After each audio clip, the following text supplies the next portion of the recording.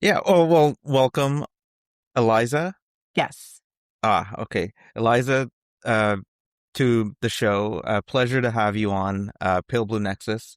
This is going to take a different sort of angle from the other episodes that I had, but it is an interest of mine, like just agriculture and food and everything that goes along with that. And who better to have on than a person who created a houseplant business, um, took it to the next level, and now is running the Farmlink project. Eliza, welcome to the show. Thank you for having me. I'm excited to talk about all things plants. So, uh, exactly, and I love plants. I'm a gardener. I think I let this out on the last episode. So let's find a common ground here. Tell me what did you like about plants to begin with? Like, what made you want to create the Sill? Yeah.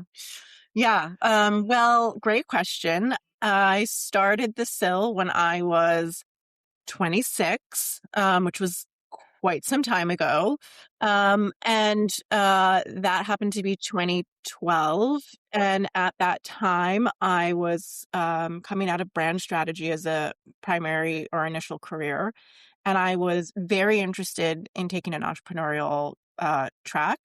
And I was very intrigued by houseplants as a category, believe it or not. It was a personal experience that I had of, being in one of my very first apartments and trying to decorate with plants and, trying to make it feel more homey. And then come to find that there wasn't a lot of places where I could go shop for plants that were going to be inspiring or convenient or educate me or kind of offer like anything that one might come to expect from shopping any other category. And so I decided to create a consumer brand surrounding plants that would do all those things, that would be beautiful and educational and convenient. And so we started as a delivery service that basically was in my neighborhood because if you ordered from the website, I was going to be knocking on your door and handing you the product that you purchased. But we did blow up into a national brand. We were shipping nationally. We ended up having something like 12 stores in 10 different markets. Um, and now the Sill is a full-fledged online garden center. So you can buy not only house plants, which is the category you started with, but you can buy apple trees and hedges and all sorts of things. And it was an amazing adventure and skill set that ultimately then led me to Farmlink. That's amazing. So you went from the Sill to like the field or the farm, right? Yeah, It right, just right. That's great. I love that. and I get it. Like, were you living in the city where you just needed a decoration for the sill, right? Like I've been there. Like Yeah. I put the plants behind the blinds sometimes, and sometimes you have to roll it up a little bit. So Right. No, that's exactly right. Yeah. In fact, I would have said, whatever, more than a decade ago that we specialized in like mini plants because everyone had mini sills and mini apartments and yep. definitely, related to my stage in life. And in some ways, that's actually continues to be true. I graduated from it and have moved on to the next chapter. Speaking of graduation, you mentioned that you were studying. Where were you studying? At NYU. So I was living in a teeny tiny village apartment on like the sixth floor of a walk up, just to paint a picture. Okay, that makes a lot of sense Yeah. now. Yeah, that's cool. How was your New York sort of experience going to school? That must have been awesome. It was. I mean, I grew up in Western Massachusetts, which informs a lot of the decisions that I've made in my life, in fact, because I grew up in a very like agriculturally based community. I passed a cow field on my way to high school. And my high school was next to a vocational school, which I feel like doesn't exist in the same way anymore as it used to. And so going to the city was like the biggest contrast that like I could make for myself, and I loved it. I lived in New York City for 20 years but then ultimately left because I needed green grass again and I wanted to Yeah. be closer to my food chain and I wanted to, reconnect with nature. Talk about that move from the city to, I would say, the country, but you probably didn't go all the way in the country. Well, kind of. I live in the Oh, Catskills now, which is pretty oh, rural. My I live in a small hamlet of about 3,000 people, and I now again get to pass cows on the way to dropping my kids off at school. But I would say that the what's nice about where I am versus Massachusetts is the proximity to New York City. Is I can still get on a train and in under 2 hours be in the middle of Manhattan. So it's Okay. Yeah. it's a transition with, a bit of a tail. Yeah. So you are a country girl at heart. I think I am. Yeah. Yeah. I can totally resonate with that. And that's probably where your love of plants came in. So Yeah. totally resonate with that. Talk about the Farmlink project. What is it? Yeah. So the Farmlink Project is a national nonprofit. We are in the food recovery space, and most people then say, well, what does that mean? We will recover surplus produce all along the supply chain before retail, meaning a lot of food recovery institutions might pick up food that's, post expiration or on its way out from a grocery store. We collect food before it even gets to a store. That would be considered surplus and therefore might go to waste. And we redistribute that into the charitable food system. And this all started as a grassroots movement during COVID by a group of college students. So, juniors and seniors in school got together after they had been sent home from their jobs and sent home from their classes to try and get involved and be helpful. And one of the things that they recognized was that their local food bank was really in need of fresh food. And meanwhile, there was all these farms who had lost their business because hospitality effectively shut down overnight and were forced to effectively plow under a lot of their perfectly good food. So these students started renting U-Hauls and cold calling farms and making that connection. And then they came to realize that while that was somewhat unique to COVID and the pandemic, it is actually a pretty significant breakdown in our supply chain, which is to say that there are so many people in need and there is a tremendous amount of surplus food in this country, but to actually transport it, to both coordinate the transportation of perishable goods and to pay for that transportation hasn't existed in a really material way. And that's where Farmlink has stepped in and we've done so at quite impressive scale. So in that first year, those college students moved 40 million pounds of food. And Wow. we are now moving, last year we moved 150 million pounds of food, and that's about 100 full truckloads a week. Wow. So there's a really big business logistical problem here to make that happen, but it works. It works, and the crazy thing is it's not actually all that complex. I think that was what surprised me most when I joined, was that actually coordinating and making this happen day to day is not the hardest thing. It's really, for us, it's been forming the relationships over the past 6 years so that when the surplus arises, we know exactly who to call because we have maybe 24 to 48 hours to move the food. Right. And talk about that process itself. What happens there? Like, how does that day look like, or those Yeah. few days look like? So, relationships, as I mentioned, that's like our currency. Like we don't have assets as an organization. We don't have warehouse space. We don't own the trucks. Our relationships are what's most Mm, important.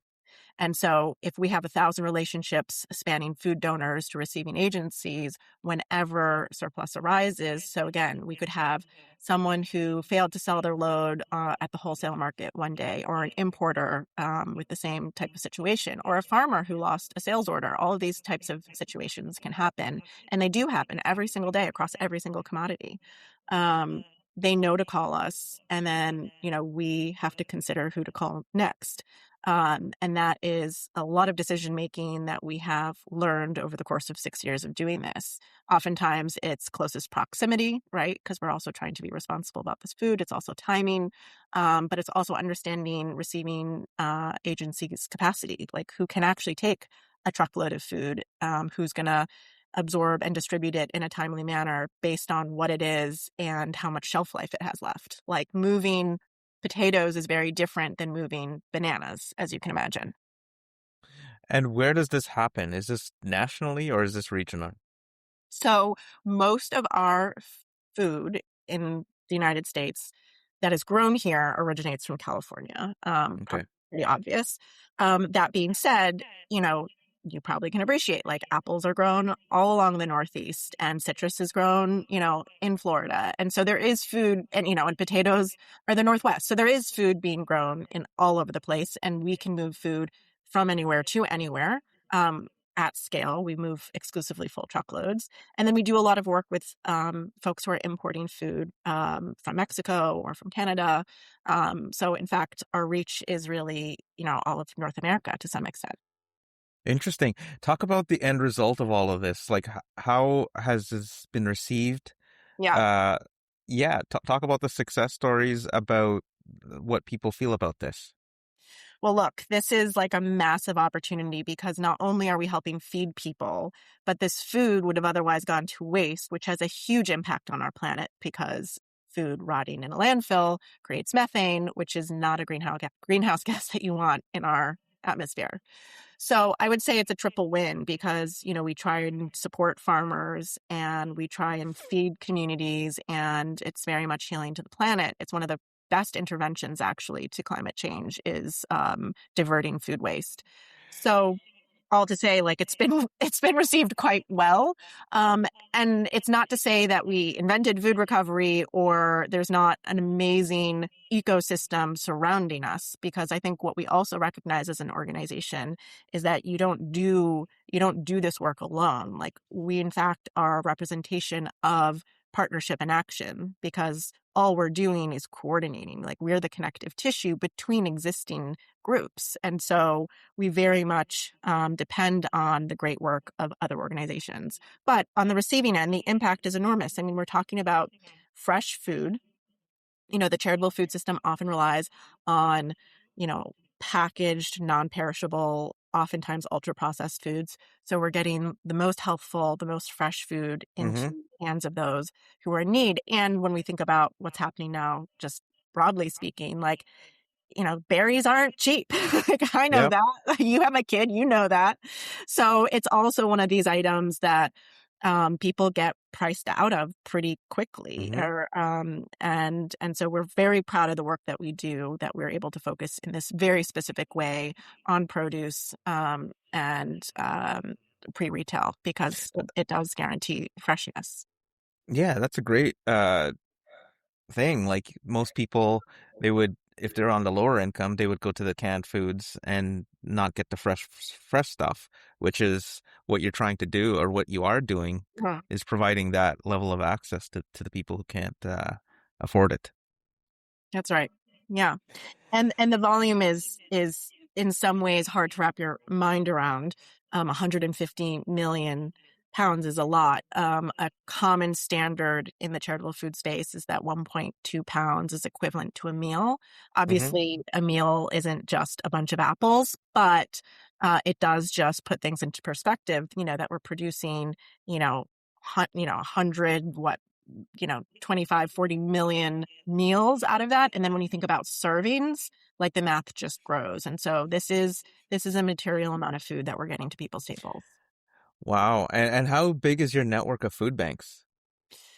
Well, I would say we probably work with like 500 receiving agencies. When we talk about food banks in this country, oftentimes you think of Feeding America. They have 198 networked food banks.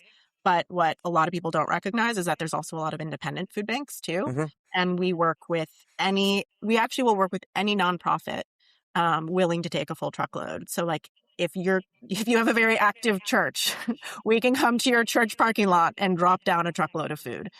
So we try and work with any organization who works with us. I'm interested technically how you handle the logistics of all of this. Like, is there a spreadsheet somewhere, or There is. Yeah. Yeah, no, well, I mean, what's also very exciting for me, having just joined the Farmlink project, is like we're in an era that is never been seen before. And so Hmm. actually we can start to use technology in ways that even 6 months ago we weren't able to. So in fact, we are building um, a, a database now that pulls a lot of the manual work out of people's brains and will make it a lot faster to surface data and information and make decisions. And so we're very excited about applying tools like LLMs and just AI in general to the work that we're doing, because a lot of what we do is just communication. And some of that needs to have human intervention and judgment, of course, and some of it just doesn't. And so we're, again, entering a moment in time where efficiency is going to be achievable in ways that it just wasn't before. Oh wow, now that you mentioned that, I can totally see how AI can help here, from a logistical point of view, administrative point of view. Mhm. Absolutely. It's all data, and we know that there's lots of value in data, and sometimes you don't even know until you have it in front of you what questions to ask. But a lot of what we do is just trying to understand, one, um, who are all the agencies to begin with? Where are they? What is their capacity? When are they open? What kind of foods are culturally relevant to them? You know, Interesting.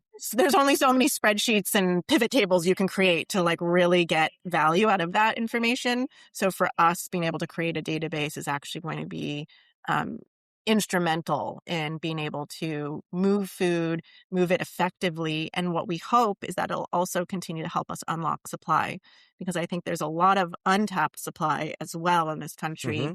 and a lot of hesitation about untapping it because of the coordination effort to then distribute it. Is there the untapped area, is does that include restaurants? For us, we look at farms because a Okay. lot of what gets wasted is unfortunately left in the field. Okay. So farmers already have this incredible burden of trying to turn a profit on what they do sell. It is impossible to ask them to pay for the harvest and packaging of food that they have not sold. And Right. yet there's billions of pounds of food left in the field every single year. So your organization is in the sort of harvesting, collecting, and then processing it to a point where it's edible?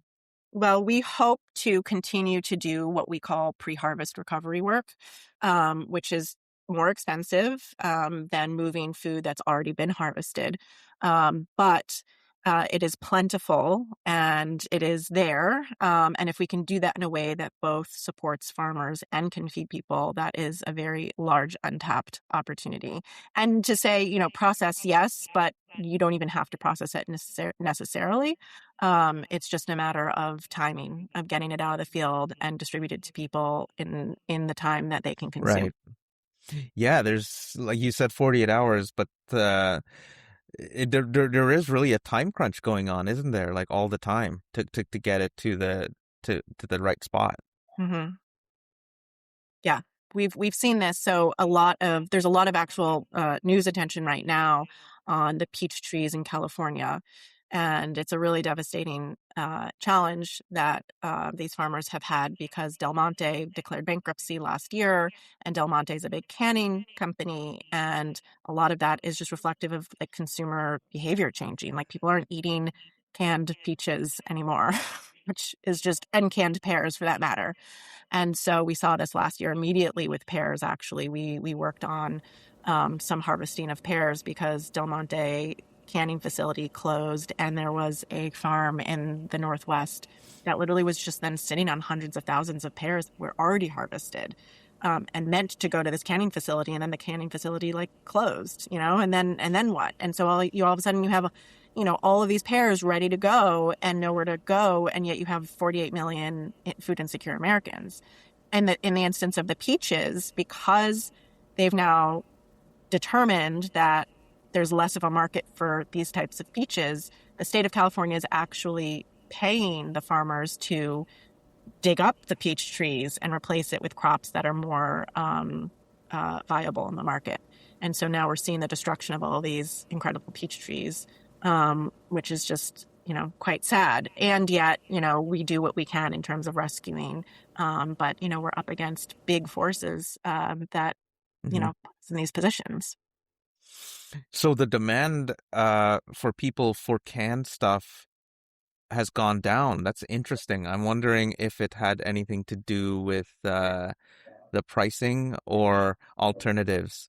So like if you guys got into the canning industry, for example, right? Like would you make a profit there? Yeah. Well, I'm not an economist, and it's so easy to make these assumptions about why things are the way they are. But of course, what I've come to learn in being in this organization is there's so many factors that go into this. Like, I'm sure like the price of aluminum going up has something to do with it. Hmm. Sure, changing consumer sentiment and diets has something to do with it. And it's all the things, right? So, it's hard to pinpoint like what the one thing is, but what I think about in terms of Farmlink especially is we have pinpointed this one intervention that we know does work, and that there are many more, as I mentioned earlier. Like, this is all about the bigger ecosystem and relationships, um and that's what's really exciting, is that I think as we continue to evolve and adopt technology and create efficiencies, we will also be able to develop new interventions for some of this work, because it's not going to just be one thing. That's interesting. Very interesting. So there's a ton of challenges and a ton of problems here and that you probably see every day. Yeah. So how do you guys get funded? So we get funded because of amazing donors. We have corporate partnerships. We get funded by foundations through grants, and then individuals. So you can go to our website and donate $5. You can be someone who's able to write a bigger check than that. But right now it's 100% philanthropy. We don't have an earned revenue stream. That is something that we are, continuing to hold curiosity around, but we've been very lucky that there's a lot of people who believe in the work that we're doing in this particular intervention. And again, as I mentioned, you can be interested in food insecurity, you could be interested in waste reduction, you could be interested in the American farmer, you could be interested in climate. All of those things intersect in the work that Farmlink does. And so I think we've been really lucky to attract a lot of different donors who are motivated by different things. You probably have a bigger perspective than I do here, but tell me, I do live in a country area, so I have farmers around me. But Mhm. talk to me about farmers and farming as a profession as it is today. Yeah. And is it making a comeback? Is people talk about Unfortunately, HVAC no. and plumbing? No. I mean, there we see all this Instagram content, and trad wives are becoming a thing, and people want to homestead, but the reality is that farmers in America are getting crushed, and there's very little ability to have solid succession planning because it's just a very hard way to make a living. All of the costs are going up. So cost of machinery and cost of fertilizer, the cost to get into farming, it's an enormous hurdle. If you're a 22-year-old coming out of college and you're like, well, I could start a website for free, or I could start a farm for hundreds of thousands of dollars, which is it going to be? And so unfortunately, I think we're finding that we are in a position that we are not supporting our farmers enough, which obviously puts our food at risk. Hmm. Tree. We rely a lot on importing our food, and instead we reward a lot of the big consolidated farm ops that don't actually really make food. They're making inputs. They're making ethanol or animal feed or other things. So I think it's really tough to be a farmer right now. And we could spend an entire hour just talking about that, but that's why I say, it's really not up to the farmer to put in the extra uh, overhead to harvest this food, to donate it, because they're already know Right. its place. And what are the demographics of the farming industry? Are they mostly mom and pop shops, family businesses, or are they more corporatized now? They are more corporatized now. There's a lot of consolidation that has taken place over the past couple generations. Um, I can't speak to it fluently, other than what I would recommend for you is you read the Farm Bill, A Citizen's Guide to the Farm Bill, which is a great book that breaks it all down for you to understand kind of how we even got to where we are today. And it has to do with a lot of incentives and programs put in place. And obviously the Farm Bill has evolved over 100 plus years, but yeah, a lot of what goes on starts from the very top. This is kind of like one of those things like my father-in-law talks a lot about, like, he's in the trucking industry, and it's like everything that's you touch was brought to you by a truck, but Yeah. people don't think about that, but also Mhm. people don't think about where their food comes from either. Like That's right. you're literally talking about the one thing that we can't screw up is the farm, and then it's filled with all these problems, right? Yeah. Yeah. And it's often something that, yeah, to exactly what you said, people don't know about it. They're not aware of the complexity or what we're up against, or the fact that the farm bill is actively being worked on right now. Unfortunately, those aren't the things that were taught in school, and ought to be, just as important as growing your own food for a variety of reasons. I think it's important to know how the food system works, and I feel very lucky to be now in this position, getting a quite the education on it. Where do you see this organization going in like 5 years into the future? Where do you see what's the vision for it? Yeah. I think there's three things that are most important for Farmlink. I think the first is, of course, continuing to do what we do well today, which is move food. I think there's ways in which we can move food that are more effective. So you talked about impact earlier in the conversation. Our team is getting really interested in not just moving more pounds of food, but knowing what the impact is and how to measure that. So that's often what comes up in an early stage nonprofit, is going from acting to measuring and understanding kind of what that looks like. There's a really important second piece to this, which is the fact that we were founded by students. So this youth leadership aspect has always been part of the DNA here at Farmlink. And one of the ways in which we continue to cultivate that is through a fellowship we call Field. So we take a cohort of students every single year and teach them about food systems, and then point them at a problem that they get to go be on the ground and learn about. So they get partnered with a farm or a food bank, and then it all culminates in a final project. We would like to see that continue to expand, because I think part of our responsibility isn't just trying to fix one part of the problem, but actually creating more problem solvers. Uh, Mm-hmm. I think that is quite unique to Farmlink, and being able to do both of those things really well. Um, and I think the third thing is just continued innovation, right? So I said, like, it's not going to just be one thing. Like, we could be the biggest, fastest, smartest, whatever. And like, it's not going to solve the root cause of hunger, or the root cause of food waste. It takes us in partnership with many. And so I think the third piece will be innovation and continuing to actually create new interventions. This one happens to work really well, and it's going to be one of many. So how else can we take sort of the model in which we were started, and scaled, and do that in other ways that touch on food waste, food insecurity, climate, and the American farmer? Yeah, it almost feels like you're setting the stage to solve some bigger problems within the industry, which is interesting uh angle. You're seeing this from a logistical point of view, but then you're also seeing solutions that could possibly be fixing things, which is puts you Yeah. in an interesting spot. Well, I would say, as someone who's entrepreneurial by nature, seeing a boatload of problems like this is actually really fun and exciting, because Hmm. all you have is problems to solve. And many of them are very solvable, like even what we're doing today, you know, it's just a lot of logistics. Yeah.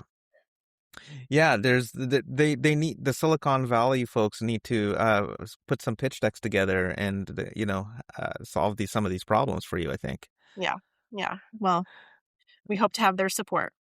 Oh, very good, very good. So that's kind of like one of the things you're actively doing is engaging with the students, having Mhm. them come in and do that. So I totally get where you're going with Mhm. that. Mhm. Okay, so Eliza, thank you so much for your time today. This is a great sort of like synopsis and lowdown of the food Yeah, industry. I plan to do some nice clipping of these and hopefully bring some awareness to the industry. that's amazing. Yeah. And farmlinkproject.org is where you can go learn more about us and donate. And I hope your listeners do. And we're just excited to continue to get the word out. So thank you so much for having me on the conversation. Thanks for coming and for providing this perspective. It was really refreshing. Thank you.